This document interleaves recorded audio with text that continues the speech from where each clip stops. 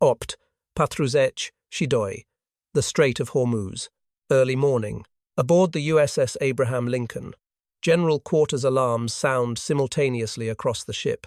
Radar displays in the Combat Information Center register the sudden appearance of multiple hostile targets. The air boss cuts off all routine radio traffic. The tactical action officer immediately transitions to threat assessment. The crew of 3,000 feels the deck vibrate as the hull bites into the water for combat maneuvering. In just 11 seconds, the carrier strike group transitions from standard patrol to full combat readiness. The events that follow will dictate the future geopolitical landscape of the Persian Gulf. They demonstrate the true balance of power and the brutal reality of modern anti-ship warfare. The morning had begun as a standard deployment schedule within the 5th Fleet area of responsibility. The 100,000-ton nuclear-powered aircraft carrier USS Abraham Lincoln was conducting freedom of navigation operations. The ship was positioned approximately 47 nautical miles south of Bandar Abbas. On the flight deck, routine preparations for morning sorties were underway.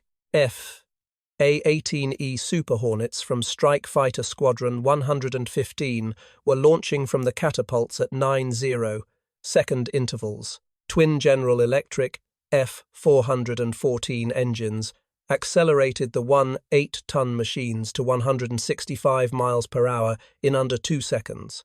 An E-2D Advanced Hawkeye airborne early warning aircraft had been in the air since 5:30. Its AN/APY-9 radar provided airspace control within a 350 nautical mile radius. The patrol was proceeding nominally, with no deviations. It was precisely this routine that the IRGCN command had factored into their operational planning. At exactly 8:41 local time, Iranian coastal batteries initiated a coordinated missile strike. The launch sites were nestled in the mountainous terrain overlooking the strait. Launches were executed from at least 4 camouflaged, reinforced bunkers in the foothills of the Zagros Mountains. The first wave of the attack consisted of 6 Noor anti-ship cruise missiles. This is a modernized variant of the Chinese C-802 missile. Each missile carried a 165-kilogram semi-armor-piercing warhead. The missiles approached the carrier at Mach 0.9. They were immediately followed by much faster targets. 2 Khalij Fars anti-ship ballistic missiles entered their ascent trajectory.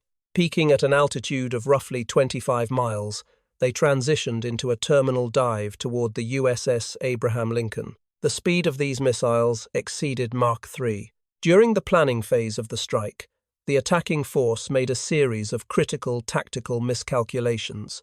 They gambled on the carrier operating in a standard peacetime defensive posture. They assumed the strike group was dispersed and that the element of surprise would succeed. However, enemy intelligence failed to detect a deep cyber and electronic penetration of their own networks. For the preceding 72 hours, United States Cyber Command had been intercepting their encrypted communications. Data from IRGC command nodes stationed along the coast was actively monitored. Targeting decisions, launch coordination signals, and pre-flight system checks were all logged. Signals intelligence units from the National Security Agency were feeding the decrypted attack plans in real time. The data flowed directly into the combat systems of the USS Abraham Lincoln via a secure data link. The attacking force had zero suspicion of this catastrophic intelligence leak. At 8:42 and 14 seconds, the missiles had barely cleared their launch tubes. At that exact moment, the Aegis combat system aboard the cruiser USS Philippine Sea had already classified the threats. The cruiser was stationed 12 nautical miles off the carrier's starboard beam. The system established target tracks and prioritized them for engagement. The AN/SPY-1D phased array radar acquired the Noor cruise missiles at a range of 61 nautical miles.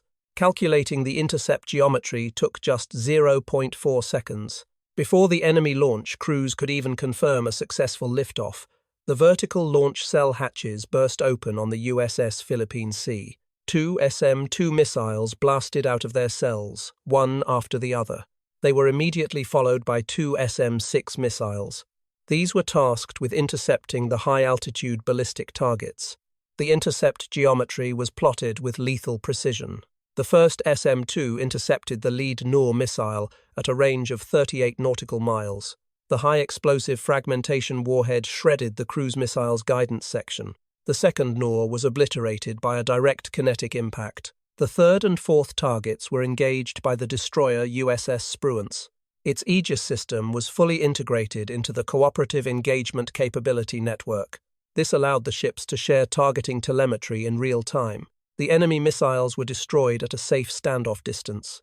The fifth Noor, executing a sea-skimming approach at 50 feet above the water, was intercepted. It was destroyed by a RIM 116 rolling airframe missile from the carrier's close-in weapon system at a range of 4 nautical miles. The sixth missile completely lost its spatial orientation. Its guidance system was blinded by electronic warfare jamming from an EA-18G Growler orbiting at 22,000 feet. The missile ditched into the sea, 11 miles short of the carrier. The primary threat, however, was plunging from the upper atmosphere at speeds exceeding Mach 4. The two Khalij Fars ballistic missiles were the crown jewels of the attacking force's military-industrial complex. They were explicitly designed to defeat the missile defense shields of carrier strike groups. Their extreme terminal velocity was supposed to make interception by standard effectors nearly impossible. In reality, the effectiveness of these systems fell far short of their marketing. The SM-6 surface-to-air missiles launched from the USS Philippine Sea are equipped with active radar homing seekers. The technology is derived from the AIM-120 AMRAAM air-to-air missile. This grants them the capability to autonomously track and kill targets at extreme altitudes. The first SM-6 intercepted the lead Khalij Fars at an altitude of 90,000 feet. The closure speed at the moment of impact exceeded Mach 8, vaporizing the target. The second ballistic missile drifted off course due to heavy electronic spoofing from the EA-18G Growler. It was swatted out of the sky by the second SM-6 at an altitude of 62,000 feet. The entire 8-missile enemy salvo was wiped out in less than 90 seconds. At 9:05, the carrier strike group went on the offensive. The counterattack was designed as a comprehensive suppression of the enemy's military infrastructure. 4 minutes after the initial ambush, two FA-18E Super Hornets broke off their patrol vectors. The pilots spun up their weapon control systems. Their AN/APG-79 AESA radars painted the coastal battery positions. Each aircraft was carrying 2 AGM-154 JSO glide bombs. This munition can strike targets at standoff ranges exceeding 70 nautical miles. The first JSO dropped from its pylon at 42,000 feet. The unpowered glide weapon used gravity and GPS guidance to silently glide toward its target. The target was the mountain bunker housing the first Noor launch battery. 37 seconds later, the BLU-111 warhead punched through the reinforced concrete roof and detonated inside the launch bay. The second bunker was vaporized 14 seconds later. The airstrikes were just one element of a multi-domain operation being orchestrated from the flag bridge of the USS Abraham Lincoln.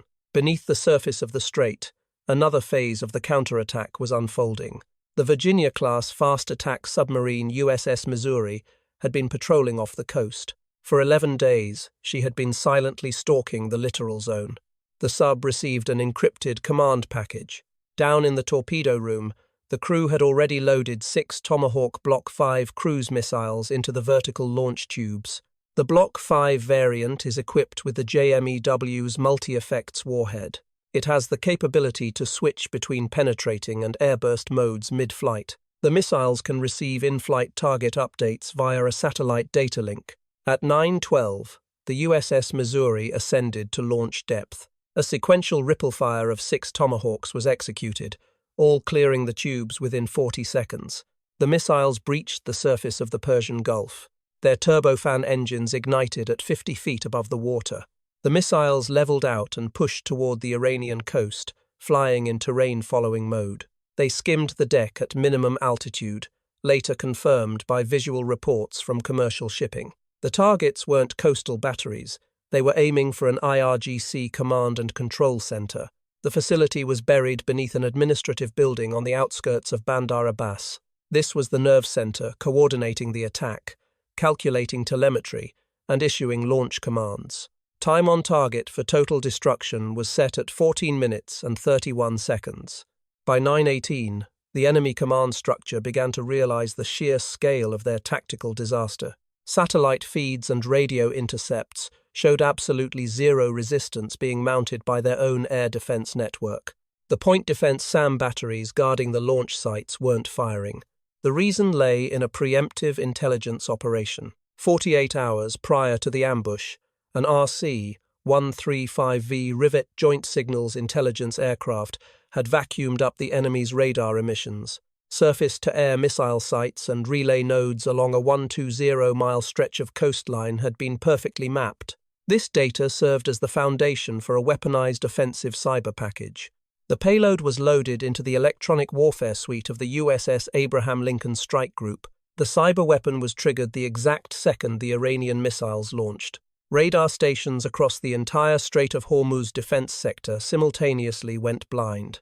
SAM sites lost all target lock capabilities. Communications networks splintered into isolated nodes, completely unable to pass command traffic. Their anti-access, area denial infrastructure was rendered completely impotent. Layered air defenses, subterranean bunkers, and ballistic missile complexes were neutralized remotely. Every node of their defensive architecture was mapped and suppressed before the kinetic fight even began. The U.S. Navy's counterstrike was a meticulously pre-planned execution. At 9:31, the Tomahawk missiles reached their targets. The first two missiles threaded the needle into the ventilation shafts of the subterranean command post. The penetrator warheads punched through the concrete slabs and detonated directly inside the main communications hub. The third and fourth missiles, toggled to airburst mode, detonated above the surface footprint of the facility. Antenna farms, satellite dishes, and a motor pool of command and control vehicles were shredded. The fifth missile slammed into the backup generator complex, instantly cutting off all standalone power. The sixth missile hit the primary structure 17 seconds later, sealing the destruction of the hardened bunkers. Satellite overwatch confirmed 67 vehicles were parked within the perimeter at the time of the strike. Meanwhile, in the airspace above the strait, the electronic suppression continued mercilessly. EA-18G Growlers, operating in pairs, jammed whatever was left of the coastal radar grid. Their AN-ALQ-249 jamming pods blasted directional interference across every frequency band the enemy possessed. Enemy interceptors scrambled from Bandar Abbas flew straight into a wall of impenetrable electronic noise. Ground controllers were completely blind to American aircraft. Radar warning receivers flooded enemy pilots with ghost contacts, forcing them into desperate, evasive maneuvers against phantoms. One of the aging F-14 Tomcat interceptors tried to climb to an engagement altitude. Its antiquated AWG-9 radar locked onto a false telemetry ghost generated by a Growler. The Tomcat blindly fired two AIM-54 Phoenix missiles at empty sky. At 9:47, the commander of the air group aboard the USS Abraham Lincoln shifted the mission to absolute airspace dominance. Further kinetic strikes against coastal infrastructure were halted. Orders were passed down to establish a solid wall of combat air patrols. The control zone blanketed the entire Strait of Hormuz and extended 100 nautical miles inland. 16 farads per ampere, 18E and F, A-18F Super Hornets slotted into overlapping kill boxes. The fighters were flying heavy with full air-to-air loadouts, including AIM-120D AMRAAMs and AIM-9X Sidewinders. An additional E-2D Hawkeye was launched to guarantee seamless, uninterrupted radar coverage. These maneuvers cemented the U.S. Navy's total lockdown of the sector's airspace. The Aegis combat systems across 6 American warships synthesized into a single, impenetrable shield. This networked dome covered every altitude from the sea-skimming deck up to low Earth orbit. By 10:15, the active kinetic phase of the engagement was officially over. The outcome of the operation was the flawless defeat of a massive missile barrage. Every incoming missile was intercepted. The launch batteries were reduced to cratered ruins. The enemy command center was gutted, and their coastal radar grid was left paralyzed. The USS Abraham Lincoln strike group suffered 0 damage, with no casualties recorded across the fleet. Flight operations on the carrier had been interrupted for exactly 22 minutes, resuming normal tempo by 10:08. The geopolitical shockwaves of the incident registered instantly. Within 90 minutes of the firefight, crude oil futures spiked briefly by 14%. Markets rapidly stabilized as it became clear that shipping through the strait was unimpeded. The Lloyd's of London insurance syndicate actually lowered risk premiums for commercial vessels transiting under U.S. Navy escort. The engagement proved the absolute lethality of integrated surface fleet air defenses against a saturation attack. Defense ministries worldwide immediately scrambled to analyze the battle. The PLA Navy began evaluating the outcome against their own anti-access, area denial doctrines. The Aegis system's ability to swat down a combined cruise and ballistic missile volley with almost 0 warning called into question the hyped lethality of systems like the DF-21D. Analysts in Moscow were similarly forced to re-evaluate their next-generation weapons programs. The perceived invincibility of ballistic and hypersonic weapons fundamentally shifts when you demonstrate the ability to kill maneuvering targets in their terminal phase. Sniping a ballistic missile at 90,000 feet and Mach 4 with an SM-6 established a sobering tactical precedent. It underscored the sheer technological overmatch of sea-based missile defense systems. Back on the USS Abraham Lincoln, a business-as-usual atmosphere returned. At 10:30, the ship's captain came over the 1MC public address system. He stated that the ship's systems had functioned exactly as designed, and the crew had executed their training to the letter. The flawless defense was the direct result of a highly complex, integrated kill web. Intercepting ballistic threats demanded the microsecond reflexes of automated battle management systems. The cyber warfare phase relied on classified payloads whose exact details remain deeply compartmentalized. Coordinating the submarine strike required cutting-edge acoustic and satellite communication links. This clash laid bare the brutal new reality of naval warfare in the era of electronic attack and precision-guided munitions. Sea control is no longer guaranteed just by stacking up the most missile batteries on a coastline. The deciding factors are integrated sensor networks, relentless crew training, and unbreakable tactical data links. The ambush in the Strait of Hormuz was a live-fire masterclass in those exact principles. The U.S. Navy proved, definitively, that its carrier strike groups can absorb layered saturation attacks and surgically dismantle the forces that launched them. Up on the roof of the USS Abraham Lincoln, flight operations continued right on schedule. The carrier pushed forward with its sector patrol, not dropping a single beat from its operational timeline. To stay sharp on the latest tactical breakdowns and modern defense technology, make sure to hit that follow button and subscribe.